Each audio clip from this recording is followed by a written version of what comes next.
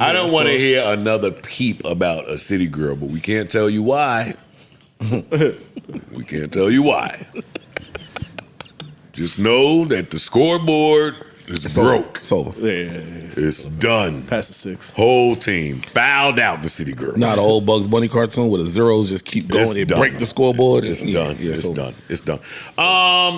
So yeah, it probably makes sense to talk about that. Does anyone have a strong opinion about this? Well, just for context, the last day or so, what we've seen is leaks of people who are offering letters in support of Diddy as he approaches his sentencing. And I wasn't sure who would be giving letters because it's a kind of a tough thing to do because it's not just I mean, you think it's going to be private, but we saw with Tory Lanez, those things are never private anymore. People are going to find out who leaked. And a couple of the big ones that leaked were Carl Thomas. But You're so stupid. I wasn't being funny. I was thinking of the singer Joe, not you. I wasn't being an asshole. You're a dick. No. Joe wrote a letter? Joe the singer wrote a letter to Pop. I was thinking Carl. I meant to say Carl Thomas. Anyway, it wasn't. They sound very similar. Yeah, we got it. Yeah, I can see how one might. Yeah. You know what's so funny? I'm such an asshole that I can't even get mad that y'all don't believe me. But I'm really telling the truth. I just got it fucked up. But Young Miami wrote one, and people are dragging her online for this letter. They're clowning. Of course, they're clowning the letter itself. It starts with like "Dear Your Honor." And then it goes through and it feels like a little bit of a ChatGPT kind of creation. And then other people are mad because it's like, how could you be like celebrating this dude and talking about all the great things he's done for you and da-da-da-da when you know what he did to Cassie? That alone should disqualify you from writing something about him. And I want to know what y'all thought about that first. Ish. I wanna know what's on your mind. Yeah, word. Let's just sing some jokes. I wanna know. Yeah. Flip, what you think, man? I don't got no thoughts on that. Okay. Ish, thoughts? Internet, don't be stupid. It's a two-part. Right? Yeah, it's a two-part thing. I think that we all witnessed what he did to Cassie in the hotel, and I think that it was reprehensible. I think it's a horrible thing. I do also think that as human beings, we're selfish. Some of us inherently, and we regard people how they treat us. So somebody might have treated their last wife like shit, but you never saw any signs of that individual treating you like that. So you got to judge that person based on how they treated you and what they did for you, as opposed. Listen, man, he's coming home to party. I agree with what he said. Hey, I think hey, it's just right. What happened to Cassie is horrible. We don't wish that upon nobody. He's coming home to party. I think you have to judge somebody beyond how they treated you if you know what they did, right? Like if the serial killer next door was always great to me, but I found out that he's a confirmed serial killer, I got to at least weigh that. But I do think that it gets complicated. To your point, Jeffrey Dahmer's father pleaded for him when he was after all the shit he did. You can't help the people. You can't help the people that love Hold you. on, I want to hear what you're saying, but they're assholes. Go ahead. I'm sorry. You can't help the people that love you. You can't help that. And the impact that they had. There's a lot of serial killers that their parents be right there writing character witness letters. Not just that, Mark, you believe in rehab. Yeah. So who's to say that this individual has not changed their ways? Yeah, I'm not necessarily against writing a letter. I'm just saying I wouldn't just make my decision based on how they treat me. If I know someone, like if I see somebody on video beating the shit out of somebody in the hallway, it's hard to be like, well, they were nice to me. If I know that other stuff happened as opposed to what I heard happen. But to your point, this is where it gets tricky for me. One, because I believe I'm against prisons and I'm not believing in rehab. I've written letters for a lot of people. I get asked to write community letters all the time. I mean, at least once a week. Some of them kill people. Some of them sell drugs to the community. Give us some of the horrible people that you've written letters for in their defense. One of them killed 3 people. And you wrote in for them? I did. To be released? To not be killed. Okay. To not be executed. That's a little. All right, that's different. I've also then there's somebody who shot somebody in broad daylight over a drug beef. My goal was to get him for him not to get life in prison because I believe there's an opportunity for people to be rehabilitated. So I had to say, look, this person's life was like this. This is all the fucked up shit they went through. These are all the things that might have drove them to this place. My formula when I go to court for people is to say, look, judge, this was fucked up. I don't make any excuses for what they did. Here's the situation they're in, and let's show a little bit of mercy so that maybe they can have a chance to be a better person. I'm okay with that. Do you think everybody can be a better person? No. Do you believe in that? No. Okay. No, I met some people that some terrible fucking people. And then there was, so I got to make choices. Got it. I got to always make choices about who I'm going to work for, who I'm going to defend. The thing about these Diddy letters is because if the letters were more like that, like look, he's fucked up, he did these awful things, but like the sentence is excessive. Because if a judge would ask me about Puff, I would have said the same thing I've been saying. Like, you shouldn't be getting 20 years or life for what he did, for the actual thing he was convicted for. But some of these letters are like, he took me to my Met Gala. He took me to the Met Gala for the first time. He taught me to believe in myself. You know, it's shit that to me doesn't translate to why you shouldn't be locked up. So I don't love the spirit of the letters, but I get it. Like I ain't mad about it. Man, let's tell the truth, man. Yo, she don't want to fuck up her bag. Like let's come on. Sometimes and we get on these pods and just use too many words. We need a new pod where it's just layman's terms. I was just letting everybody talk. Man, she gonna write this letter. She want him to come home. It was a certain lifestyle, and he was taking care of her, and she's happy with him. Oh, you think she's trying to get back in the game? Back in, Mark, what are you talking about? Back where? That's why I never left. He come home and now we eating again. Mark, she never left the game. That's why I stood right here. That's why I never said nothing publicly about him denouncing. She went to Yonkers to give out turkeys with him. He woke up at 4:30 in the morning, probably early. She had to get up without her city girl's face. Like bitches be doing shit. What are you talking about? Did you see her at the awards? She wrote that sign with her own Sharpie. What are y'all talking about here? Like the internet could be the internet and they get to do that, but we got to be the humans in the Tell real the truth. world. We know what it is. Puff is coming home. There are many people that still support him. There are many people that he was great to. He just wasn't an evil monster to everybody. Nobody's all one thing. Yeah, that's what I'm saying. Yeah, I'm with you. So the people that he was absolutely great to, I mean, let's go to Fifth Ave and bust down $500,000 real quick on some shopping shit. Those people are going to write a letter if he asks them to.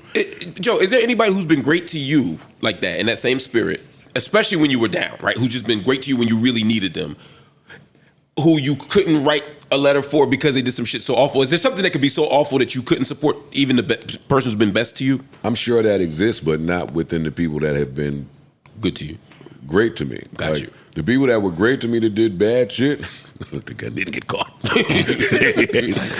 I don't have to have that moment of self-reflection. No penmanship needed. Hey, that was wrong, but flee. Let me ask you a question. This nigga said flee. Huh? Outside of the things that, all right, he got convicted of what he got convicted of, right? Yeah. We definitely saw him beat the shit out of this girl, right? Which is disgusting. That was 10 years ago. Not making an excuse for it. I'm just saying it was 10 years ago. Yeah. So do you believe, and to Joe's point, that the people that he was good to, they should say, yo, this happened, I shouldn't write the letter? Good question. Now he about to both sides to live Carlos. Now he about to just to get by. Just to get by. What y'all call both sides, I call nuance, right? Like I can consider a complex answer without being like, oh, he good. He bad. Now he calling us stupid and Flintstones. I wasn't calling y'all stupid. Yeah, I know. Just Flintstones. Yeah. Just Barney Rubble for sure, but not stupid. Y'all are very smart. No, I'm not very slow. Don't do that. My contract's almost up. You're the smartest. Right. Boss. I hate him, man. No, it's an interesting question. I think it should be part of your calculation is all I'm saying. My biggest issue is that they act like he's, from what I saw in the letters, I didn't see any acknowledgement that he did wrong and has reformed. That's what I'd like to see, as opposed to just all the good things he did. I think a person's old actions should play a part. With Puff in particular, I think it's tricky though, because it's not like Puff said, yeah, I did that, that's wrong. He said it's a lie, it's false, it's bullshit, it's wrong, it's false, it's bullshit. Oh, there's a video, my bad, I was on drugs. So it's hard to accept, it's hard to view it as contrition because he was so full of shit with it. And never ever took accountability. He never really took accountability for it. If he had, I would say write the letter. And I'm not saying don't write the letter now, because again, to me, the issue is what's at stake is the sentence. I think is I don't kind of did. He been sitting in jail for a year. Over a year, it feels like. It's been a year. It's been a year. Just one year. God damn. Anyway, I've been sitting in jail for a year for basically the Cassie video, because the feds took him and didn't have much. Right, Right, but that don't mean you've changed. He was talking about a person who's went through that long time ago and changed. I don't know if he changed or not. And if you know him well enough to know he did, then you should write a letter. See, but that's say that. That part is unfair, and I hate to even say this because it didn't sound like you defending him, which I'm not. It sound like you defending him. But that's unfair to say if all we have is things from 2016 and before. But you don't. If you know him, that's my point. If you know him, I know him. I don't have evidence of him doing anything like that past 2016. No, I mean, there was testimony that was more current. That's not what I'm saying. I'm saying you could have known him and not know anything about anything that he's done since 2016, which would speak to change. That's what I'm saying. And I'm saying, until there's a trial where you're putting people on stand to hear some of these things, and even in that timeline it's just not fair to say we don't know if he's changed. Saying I don't know. That's why I couldn't write a letter for him. But if you know him well enough to know, I wouldn't write the letter.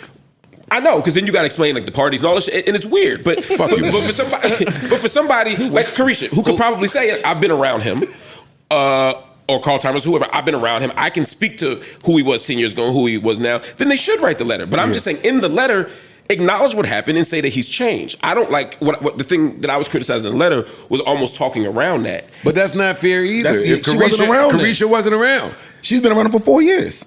Okay. So she can't speak to what he was. What he literally was in 2016. Said, I don't know nothing about that. I wasn't there, but I can tell you what I've seen from here. And he's not that person. That's what she was kind of saying in the letter. And I'm not defending, please. And I'm not criticizing her for writing. I'm not criticizing her for writing a letter. To be clear, I was just talking about the ethical dilemma of what it means to write a letter for somebody who's done fucked up shit. But I'm saying she did see the video. Mm-hmm. So if you see the video, do you think that people face ethical dilemmas daily? Yes, of course they do. Absolutely. Okay. And I think every day we navigate them. We just always have big conversations about it. We just deal with it, right? It's a small ethical dilemma, but the juice bar up the street, they gave me, I've been saving up for a free juice, but I keep swiping. The lady fucked up. Gave me my free juice, but forgot to put it in the system. So now when I go in, I'm eligible for another free juice a year early. I don't take the free juice. No. Every day I got this ethical dilemma. She's like, you get a free juice, and I just keep saying no because I feel like I'd be stealing from a small business owner. But I really want the extra free juice. What I'm saying is that's an everyday ethical dilemma. That's the easy one. If we talk about murder or life in prison or some other shit, that's higher stakes, and you got to make different choices.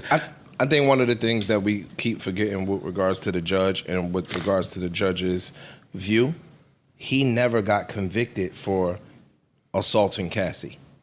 Right? So the judge can't fairly, from what I understand of the law, use that video with regards to convicting him for prostitution. Yeah, you shouldn't. Or soliciting prostitution. So you can't say, yo, dog, did you see the video, and now take that into account when you are sentencing him for something totally different. Yeah, I don't think you should, but y'all got me in here for booking prostitutes across state lines and all this shit. And ever since my trial started, my prostitute has been doing interviews nonstop. The nigga is clearly fine. He's all right. No, he's saying, yo, dog. Hey, all of the prostitutes say, hey, Puff is such a gentleman. Hey, no pressure. I got my money on time. It was no pressure. He treated me good. We had caviar. Some of them like, yo, I ain't never really see the nigga. He wasn't there. I never was in the room with him. And I'm not trying to make light of anything he did. Hey, the shit that he did was horrific. I think Cassie and her newfound relationship and her newfound fortune is Puff told two of them niggas, hey, yo, dog, if I had a dick like you, I wouldn't even wear pants. I didn't know that he said pause. That part stood out, right? That's wild. I didn't know he said that. Remember that part? He told them niggas that he wouldn't wear pants. Niggas must have been to the That's knee, some real nigga. dick admiration right there. Like, Oh, man, Puff is Puff, bro. That's crazy, son. Neutral Budden.